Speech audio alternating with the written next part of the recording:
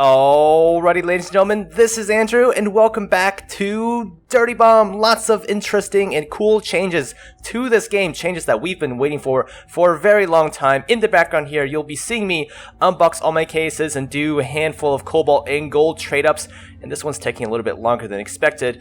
But yeah, I got a pretty decent Amy card from the detective case, in case if you guys don't know, if you log in anytime from now between between May 19th through the 23rd, you can unlock a special detective case.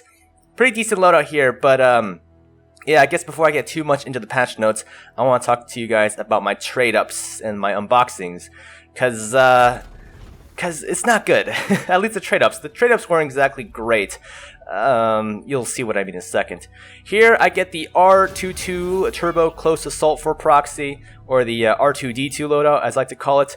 Probably the best loadout for Proxy of the Gen 1 cards. This is, it made it into Gen 2, so you know it's good. Not too bad of a loadout. I'm happy with the skin. And, yeah, oh, in case if you guys are wondering, I will be kind of showcasing these loadouts in the gameplay following, so you guys can kind of see what they all look like in first person. Now, in the Culprit, I didn't get the a lock-on loadout, which would have been nice. I would have loved the Holland's loadout next to it, but I get a subpar Hotch or Hawkfear loadout here, KE53. Not exactly optimal, but the skin is nice, I guess. This isn't live, by the way. For those who are confused, this is not live. I did not want to record this live because you guys would have heard all of my emotions, and I would have been very sad and crying and sobbing. As you guys will see. You guys will see what happens. Anyways, so, yeah, lots of cool changes. As you guys can kind of see here, I'm kind of trading up for a Cobalt Kira, trying to go for the Katana Stark Explodedendron loadout. You know, I figured that would be the best one. And, yeah, I'm just kind of debating here. I, of course, get this one here. You guys will see. I'm, like, thinking about it.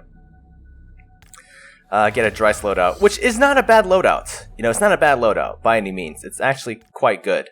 It's just, I really wanted a Stark loadout on Kira. So I, you know, go for the trade-in for my two loadout cards for Kira. They're both pretty good cards. You know, these are pretty good loadouts, and look what I get. Yeah. At this point, I was kind of in denial, very upset, very salty, felt a little sick to my stomach, same exact color even. This just keeps happening to me. So you won't even believe what happens next. So I go and I'm like, alright, fuck it, I'm just gonna waste all my silvers, dump them into Kira cards. Look what happens next. I can't even make this shit up. Look. And yeah, it's incredible. So here we go. Alright, Stark loadout. Not the one I wanted, but let's go for another gold. And the exact same loadout. But hold on, guys, it gets better. It gets way better. You can't even make this shit up, guys. Yes, it is a Stark loadout, and yes, it is probably a really good one. But you know, I wanted that Katana. So I go in for another Cobalt. And this one's okay. This one's not too bad. It is a Stark loadout. Was kind of bummed about it because it has Enigma, but it turns out that Drilled and Bomb Squad are actually quite nice, so I'll take it. Anyways, this last case was just from the Expert case. You guys can get one Expert case every single day from May 19th through the 31st. It's kind of nice, actually. Hopefully I get some Cobalts to replenish my supplies. Now moving on to the patch notes section, I figured I would structure this as sort of my opinions on key different things in the patch notes, so I'm not going to go through every single little thing. First and foremost, Thunder versus Phantom, my initial thoughts, Thunder, poor guy, his concussion grenades are pretty neutered right now. I feel like the changes to the actual effects are what they should have been this whole time. Right? But the removal of the EMP effect really kind of messes him up. I'm not saying they should take it away from Phantom, just, you know, figure out something for concussion grenades, man. Like, give it back the EMP effect, or give it something else. I'm not exactly sure what yet. I'll probably come up with a solution later down the line. Phantom, his EMP ability is not that bad, actually, because the field, you can actually see where it ends, and it's a pretty humongous radius. The only tweaks I would say is kind of what I've been saying before. Separate the ability from the cloak. Don't make it like an automatic turn-on thing, because really feels one-dimensional. You can't really sneak past enemies, you don't have the flexibility of turning it on and off, and I feel like it makes untrackable kind of useless. You can pretty much always run over a mine as Phantom as long as you have your cloak on. I just feel like separating those two different abilities will open up a lot more doors. So Phantom with EMP is okay. Like, I'm not opposed to the idea. I kind of like it because, you know, it's pretty, you know, team friendly or whatever. I just feel like taking away from Thunder really kind of fucks him up, fucks Thunder up. Kind of what I've been saying this whole time, but I figured I would give you guys my impressions of it after actually playing these two heroes. Now let's talk a little bit about Fletcher. A lot of people have been wanting a nerf for him. I personally thought he was okay, but I'm probably biased because I love playing Fletcher. But a lot of people were like, oh my god, he got a buff because his direct stickies do 15 extra damage now, so it's like 115 damage. That's not actually the case, guys. That's not actually the case. His sticky bombs will do 85, but you'll get the 100 if you get the direct stick. So, yeah, it's a nerf. And I think it's okay. I think it's okay because his radius damage is also increased. So it's, you know, I think it's a slight nerf. The good Fletcher players will be fine. Bad Fletcher players won't be able to spam nearly as much. Aura and Sparks, I'm sorry guys, but you guys will still be shit out of luck with the 85 damage. So we'll have to see where this goes. I think this is fine for Fletcher. I'm glad they're not like completely neutering him by giving him only 2 sticky bombs or something, because that would be terrible. Small steps. I'm fine with the compromise here. Fragger's HP reduced down to 140. I haven't really noticed it. I'm curious if they will also make him faster because of the lower HP. And this kind of goes back to Thunder, raised to 170. I feel it a little bit, but I don't know if it's that much of a difference just yet. Not nearly as much of a difference as the concussion grenade changes.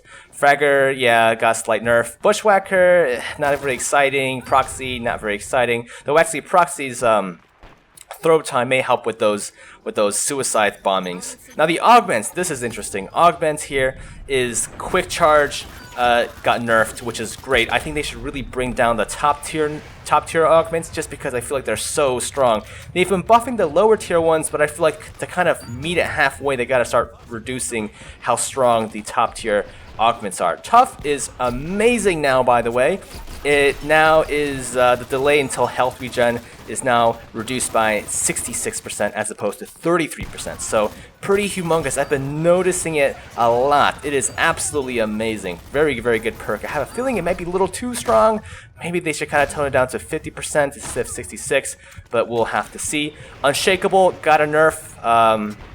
Reduced damage you take from explosive by 15%, reduced from 20. Small nerf. I'm curious to see how the numbers turn out, but I figured since they are introducing the perk to a lot more mercs and a lot more little cards, you know, I guess this is a reasonable nerf. Undercover, this one I praise SD for. I've been asking this from them actually for this one because I feel like too often the loadout cards with Undercover is really too strong on Phantom. I mean, you really want Undercover. So what it is now is 10% increase to ability duration, down from 20%. I think this is great. I think this is fantastic. A lot of you guys out there loving Phantom may complain, but come on, like the Undercover cards were just too good. You always want to Undercover, so now it kind of evens it out a little bit. I still think Undercover loadouts are good, but you know, you can kind of get away with not having it now. Quick Slash, you have increases attack speed and charge time by 15%, reduced from 25%. So, you know, that's actually a perk we're seeing a lot more of, so I'm thinking they're trying to do the same thing as with Unshakable, trying to tone it down a little bit so that, you know, it's not so freaking ridiculous and everyone has Quick Slash. So, yeah. These patch notes aren't too bad. Mostly good news, exception of Thunder, poor guy. And the last thing I want to talk about would be the notable bug fixes. There's a lot of them. Thank you so much for fixing bugs. I feel like it's something that we as players complain about a lot. You know, there's a lot of bugs in Dirty Bomb, probably will be a lot more bugs in Dirty Bomb. You know, that's just the simple fact of game making, I'm sure. It's just, you know, whenever you guys fix bugs, it's not often that we see the same amount of happiness and gratitude, I guess, as we would see negativity from these bugs originally. So I don't know. I mean, I just kind of want to give you guys a little bit of appreciation for fixing all of these, or attempting to fix a lot of these. So yeah, not hating on complaining on bugs, by the way. You guys keep complaining about bugs because that's how we make Dirty Bomb better. That's how we make Dirty Bomb great again. Oh god, did I just really say that? Anyways, I think that's just about it for today. Hope you guys enjoyed this video, found it informative, found it entertaining, and yeah, I guess until next time guys, I'll see you in the next one.